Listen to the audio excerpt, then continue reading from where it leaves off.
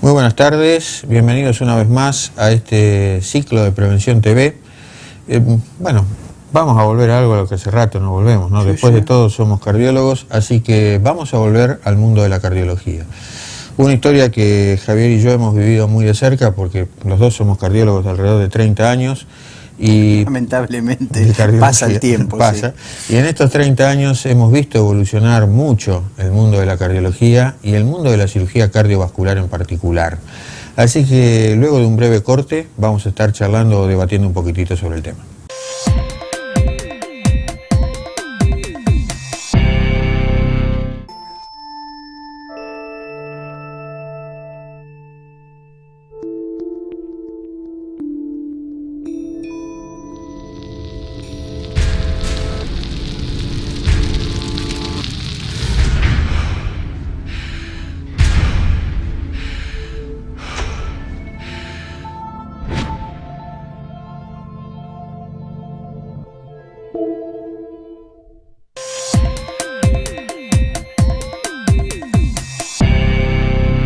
Bueno, tal cual lo planteamos en el bloque inicial del programa, hoy vamos a hablar de cirugía cardiovascular.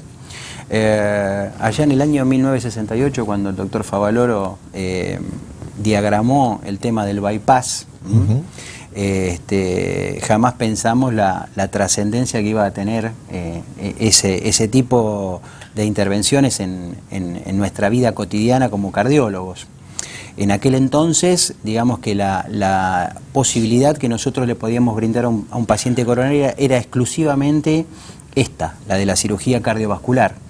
Hoy día les diríamos que el porcentaje de pacientes que van a cirugía cardiovascular y debe andar en un 10% del total de pacientes coronarios. El resto se resuelve a través de la angioplastía, de los famosos stent.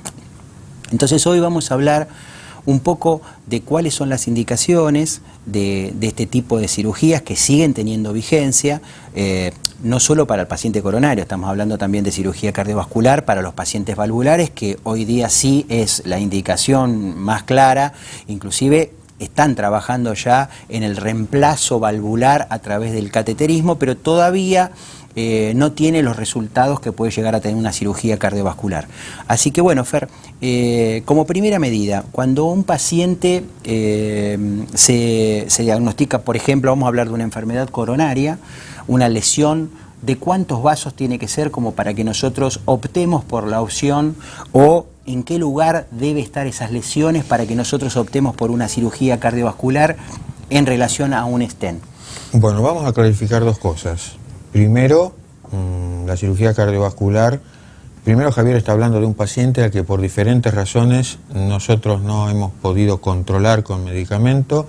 Las pruebas nos han demostrado que era mejor efectuar cateterismo, y al efectuar el cateterismo hemos encontrado una multitud de lesiones en general que hacen que uno deba pensar, entre otras a lo mejor, en la opción quirúrgica. La historia empezó con que los bypass se hacían, aunque hubiera una sola arteria coronaria enferma, hubiera dos o estuvieran todas. Andando los años, cuando se introduce la angioplastia, que al principio, como cualquier método, tuvo sus dificultades, que hasta que llegaron los stent se ocluían con cierta facilidad, hasta que aparecieron después los stent con drogas con más facilidad, o con más dificultad en este caso se obstruían, hasta allí, la cirugía cardiovascular tenía una indicación más amplia que la que tiene hoy. Por supuesto, lo primero que me van a decir, ¿usted indica una cirugía cardiovascular en base a un cateterismo? La primera respuesta es no. Es decir, yo puedo decir tal o cual cateterismo es para operar, que el paciente tolere esa cirugía es otro capítulo. Es decir, uno puede plantear una cirugía cardiovascular en base a lo que ve en el cateterismo, pero de ahí a decirle a un paciente opérese, o le convendría operarse, median otros estudios que no necesariamente pasan por el corazón. A lo que Javier se refiere es, la primera opción que tenemos en general, si hay una arteria enferma o dos, es hacer angioplastia. Puede ocurrir que esas arterias por razón X no sean pasibles de angioplastia, y en esa eventualidad plantearemos cirugía cardiovascular, cirugía bypass aortocoronario. Puede ocurrir también que el paciente tenga 3 lesiones coronarias, y allí, en función de la característica de la lesión, el paciente puede tal vez tanto angioplastiarse como operarse, y dependerá de cada caso en particular lo que uno deba definir. A usted le conviene esto, a usted le conviene el otro, pero en definitiva es el paciente el que resuelve. Es decir, la angioplastia puede tener ventajas inmediatas y la cirugía puede tener ventajas diferidas. Son dos procedimientos que por ahí en el momento agudo plantean diferencias importantes, en cuanto al tiempo de internación, en cuanto a la capacidad para volver a trabajar, en cuanto a los riesgos, pero también se plantean diferencias muy importantes a largo plazo, que en general son en favor de aquello que en agudo parece más complicado. Cuando nosotros hablamos de la anatomía coronaria puntualmente, por ahí es una divisoria de aguas que nos permite a nosotros el discernimiento de a qué paciente nosotros tenemos tendencia a indicarle una cirugía cardiovascular y a cuál paciente no. Si las lesiones en las arterias coronarias son proximales, quiere decir cerca del origen de la arteria, probablemente tengamos alguna chance importante de hacer una angioplastía con colocación de stent, con drogas. Pero si las lesiones son bastante fuera del territorio proximal de donde la arteria nace, ya la cosa se va complicando para la colocación del stent, por una razón de tamaño inclusive, y de dónde nosotros podemos llegar con los catéteres. En ese caso nosotros lo que tenemos que evaluar es los lechos distales de las arterias, de esas arterias, para ver si esos lechos son de buena calidad. Tendríamos una chance muy importante para hacer una cirugía cardiovascular, en ese caso puntual. En realidad es fácil aquella arteria donde hay una obstrucción X y luego se abre y ese caño que es la arteria sigue sin lesiones. Ahora, si tengo una lesión importante y atrás de eso el caño es una cosa que está llena de pequeñas lesiones, eso es candidato a volver a ocluirse. Más fácil con angioplastia que con cirugía, pero la posibilidad de que se ocluya está con los dos. Entonces, la anatomía en este sentido, o cómo sigue la arteria después de esa obstrucción, es también un determinante importante en cuanto a la conducta que uno tenga que tomar. Y la toma de decisión, perdóname Fer, y la toma de decisión es importante porque sabemos por los cirujanos cardiovasculares, y esto por ahí la gente que hace cateterismo no lo va a decir, pero donde una arteria tuvo colocado un stent y nosotros después, porque se complicó el paciente, porque ese stent se tapó y hay que reemplazarlo, y se toma la decisión posterior de hacer una cirugía de bypass, cuando nosotros colocamos el puente del bypass, no tiene la misma permeabilidad en el tiempo que si tuviera en una arteria limpia de stent. Para ser claro, la cirugía fue evolucionando. Al principio, cuando hacíamos bypass, se sacaban las venas de las piernas. Eso lo han visto todos ustedes. Esa vena de la pierna tenía una duración limitada, de lo cual vamos a hablar luego. Después, como esa duración era limitada y en general teníamos pacientes jóvenes y 10 o 15 años después enfrentábamos el problema de vuelta, se empezó a probar con arterias en lugar de venas. Es decir, en vez de sacar el caño con sangre de la pierna, que ya lleva sangre que hay que reutilizar, usar el caño arterial que lleva sangre oxigenada, que tiene otro tipo de pared, otro tipo de contextura y que por ahí podría ser mejor. Bueno, los estudios que se hicieron demostraron efectivamente que cuando el bypass se hace con arteria, normalmente mamaria, pero también se pueden usar las radiales y hasta la gastropiploica, eso daba mejor resultado que un bypass hecho con vena. Tanto es así que hay estudios de que me hago un bypass hoy con arteria mamaria y mi chance de que esté útil 25 años después es del 95%. Eso es si el bypass fue puesto en una arteria que nunca se tocó.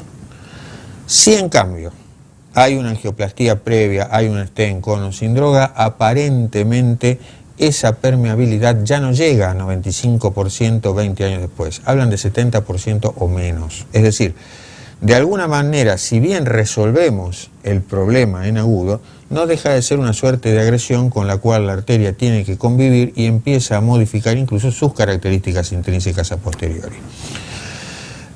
Bueno, hablábamos justamente un poquitito de eso, los 30 años de historia, y toqué así como sin querer que los primeros bypasses usaron vena, y normalmente vena de la pierna, vena safena.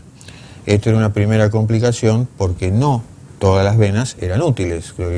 ¿Qué pasa si yo me encuentro con una safena varicosa? Bueno, no servía. Después vino el segundo problema, más allá de la capacidad del cirujano, y es que No lo cuentes ahora. Lo contamos en el próximo bloque, nos están haciendo señas de humo. Dale. No toque el control remoto, quédense ahí, que viene una parte muy interesante del programa en el próximo bloque. Vamos a un breve corte y continuamos con el programa.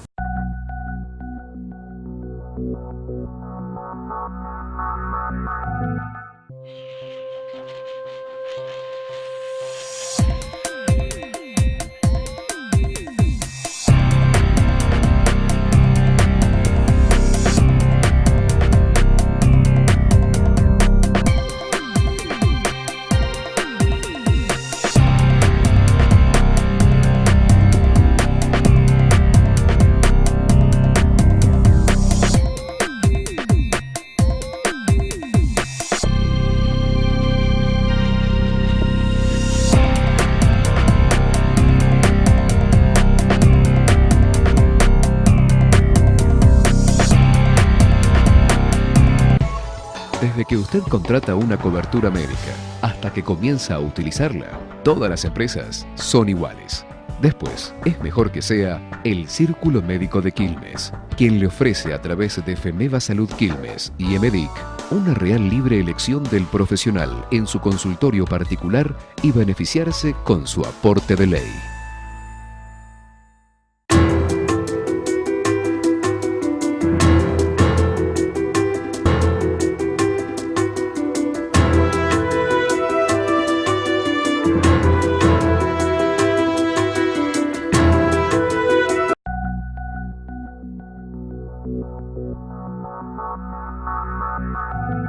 Bueno, había quedado algo pendiente. Nos quedamos con los bypass venosos. Bueno, la historia empezó siendo eso.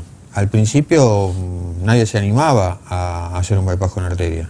Empezó siendo con vena. Favaloro les enseñó a los norteamericanos con vena, o en todo caso mejoró procedimientos previos de manera de que las cirugías fueran finalmente lo que fueron. Pero este bypass con vena tenía un problema, y es que duraba poco. 10 años después, si yo tenía 3 bypass hechos con venas, uno seguía permeable, uno estaba 100% obstruido y el tercero tenía distintos tipos de obstrucción. Entonces, dependiendo de cuál fuera la arteria, yo podía, esto es un promedio, podían estar los 3 permeables o los 3 obstruidos también. Entonces, dependiendo de esto, y si el paciente era joven, 10 años después yo volví a enfrentar el mismo problema con 2 problemas adicionales. O 3. Uno, habían pasado 10 años en la vida del paciente, con lo que eso significa físicamente. 2, tenía que conseguir 3 venas más. Y 3, volver a abrir el pecho, con lo que eso significaba para el pulmón. Con lo cual, si bien ese tipo de cirugías era muy importante en el momento, conllevaba a largo plazo problemas no despreciables. Mientras Fernando sigue comentándolo, yo voy a hacer un pequeño esquema en el pizarrón para mostrarle en qué consiste un bypass para que ustedes tengan más o menos una idea. Dale. ¿Sí? Continúa Dale. con el... Ese fue el primer punto. Se empezó a investigar entonces, bueno, ¿qué hacemos? Usamos otra arteria. La primera arteria que se buscó algo próximo a las mismas arterias coronarias que fuera posible anastomosar, y de allí nace la anastomosis con la primera que se usó, que fue la arteria mamaria interna, luego de la cual, bueno, se quitó arteria radial, se quitó arteria gastropiploica. Pero nosotros empezamos esto hablando de que uno podía decir que un corazón era para operar o para colocar bypass a través de un cateterismo, que no es lo mismo que decir que un paciente tolere correctamente o tolere sin dificultades una cardiocirugía. En principio, hice todos los estudios, está todo espectacular. ¿Le puedo firmar a alguien 100% de que la cosa va a salir bien? La primera respuesta es no.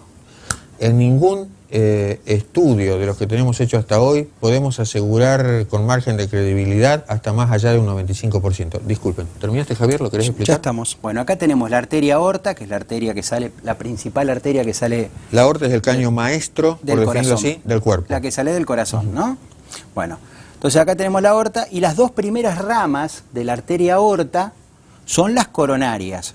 Tenemos la coronaria derecha y la coronaria izquierda, que tiene un tramito que se llama tronco y se divide en dos ramas. La descendente anterior, que va por el margen del corazón, llega hasta la punta del corazón, es la arteria más importante del corazón. Y se divide en otra que se llama circunfleja, que va para la parte lateral del corazón. La coronaria derecha va hacia la parte inferior del corazón. Cuando nosotros hablamos de bypass, estamos indicando, por ejemplo, la descendente anterior tiene una lesión en este sitio. Entonces, el bypass, ¿qué quiere decir? Salta la lesión. Esto es, yo hago una jaretita sobre la arteria aorta y pongo el puente pasando la lesión. En general, en esta arteria, en la descendente anterior, como es la arteria principal, Fernando dijo que si nosotros poníamos una arteria en esa descendente anterior, la permeabilidad de la arteria estaba a 25 años en un 95%. Entonces, en este caso, en vez de hacer esto, tomamos por ahí la mamaria, que irriga el pectoral mayor, y agarramos esa arteria y ponemos el bypass en ese lugar. El resto, supónganse que ustedes tienen una lesión aquí, para el lado de la derecha, el bypass va saltando la lesión. Entonces, la circulación tiene este recorrido. Pasa por acá, pasa por la lesión y sigue dándole irrigación al resto de la arteria. Lo mismo ocurre con esta.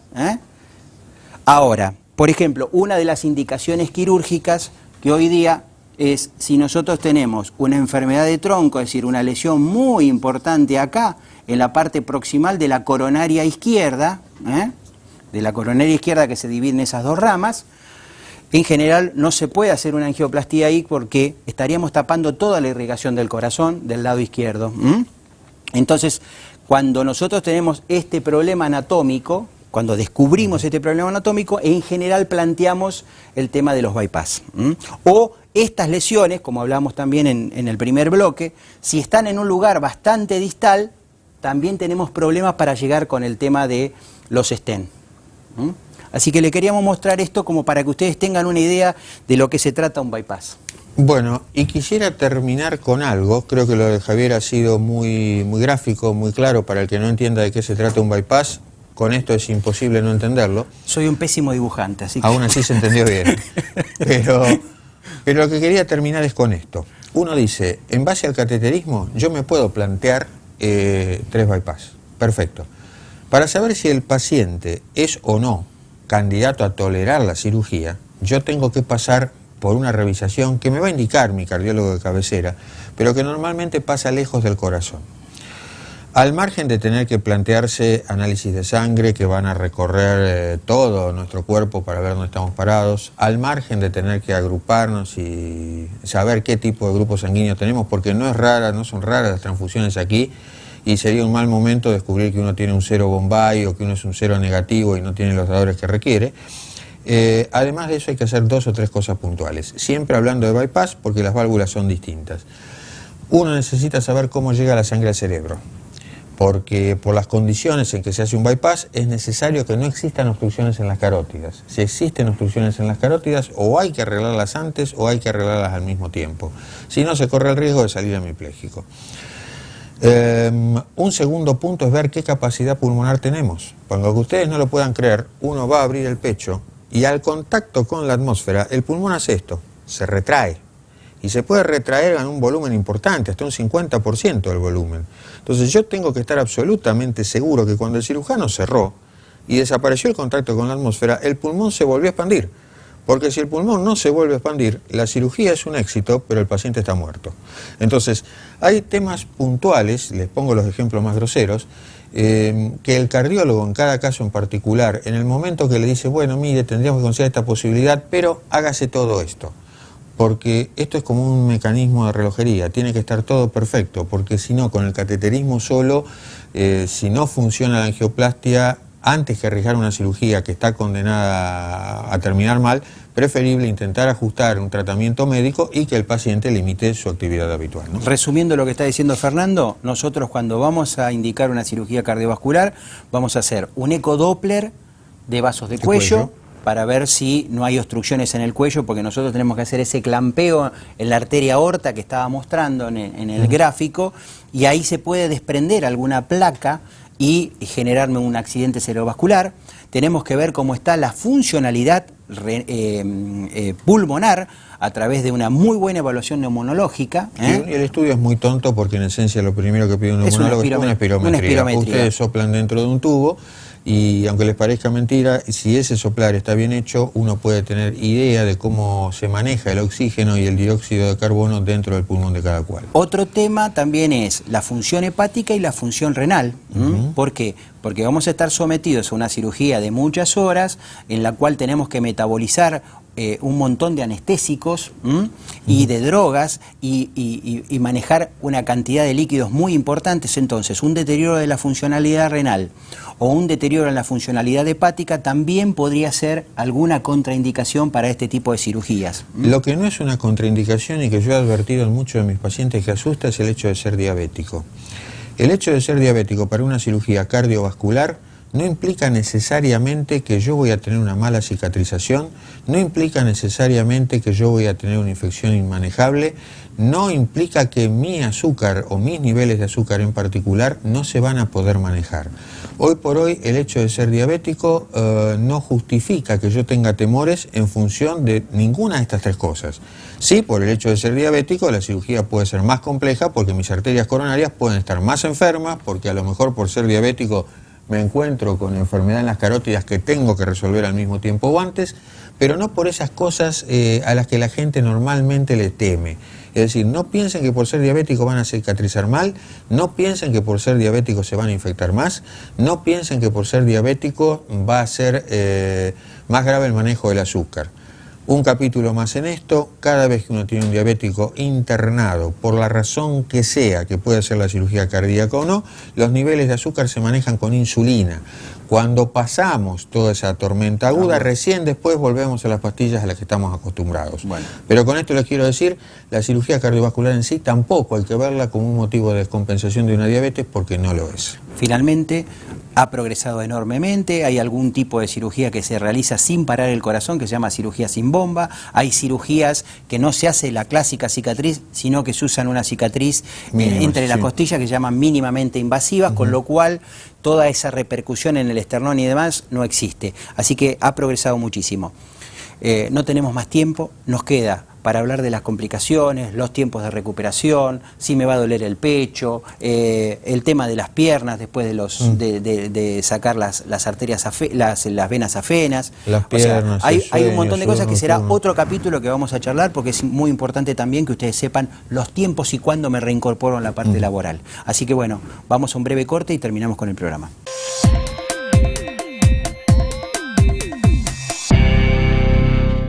Bueno, esperamos que les haya gustado. Volvimos a la cardiología después de meses. Sí. Alguna vez tenía que ser. Cualquier consulta, estamos a disposición de ustedes, se vayan a operar o no, se hayan operado o no, y ojalá nunca les toque. Así que no me queda más que agradecerles la fidelidad, el seguir ahí, agradecerles a los sponsors como siempre, al canal que lo hace posible, y a disposición como ustedes o nuestros consultorios habituales o vía la página de Facebook. Bueno, vamos a mandar un saludo a las técnicas de electrocardiografía del Sanatorio Trinidad, que nos asisten todos los días, así que para Lucy, para Patricia y para Mecha, un saludo muy especial, que son las que trabajan con nosotros a la mañana. Así que muy buenas tardes y hasta el próximo programa. Muy buenas tardes y muchísimas gracias.